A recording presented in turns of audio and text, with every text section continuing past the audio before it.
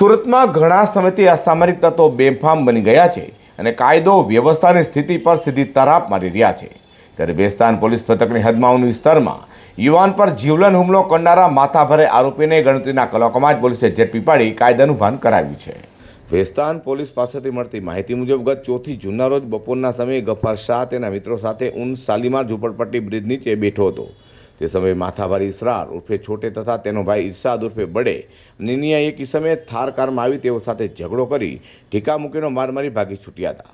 તો ઘટનાને લઈને બેસ્તાન પોલીસ મથકે ફરિયાદ નોંધાવી હોય, જે ફરિયાદના આધારે બેસ્તાન પીઆઈ કેપી ગામેદ તથા પીઆઈ જેમ સોલંકીના માર્ગદર્શન હેઠળ પીએસઆઈ એચબી ચૌધરીની ટીમના અનામ પોલીસ કોન્સ્ટેબલ ગુંજન કુમાર તથા રોહિત નાઓએ બાતમીના આધારે હુમલાખોર અસામરિક તત્વ બેસ્તાન પાટિયા ખાતે રહેતા ઇસરાર ખાન ઉર્ફે છોટે રફીક ખાનને મહિરા પાર્ક પાસેથી ઝડપી પાડ્યો હતો. તેની ધરપકડ કરીને તેને કાયદાનું ભાન કરાવ્યા બાદ ઘટના સ્થળે લઈ જઈ ઘટનાનું રિકન્સ્ટ્રક્શન કરાવ્યું હતું.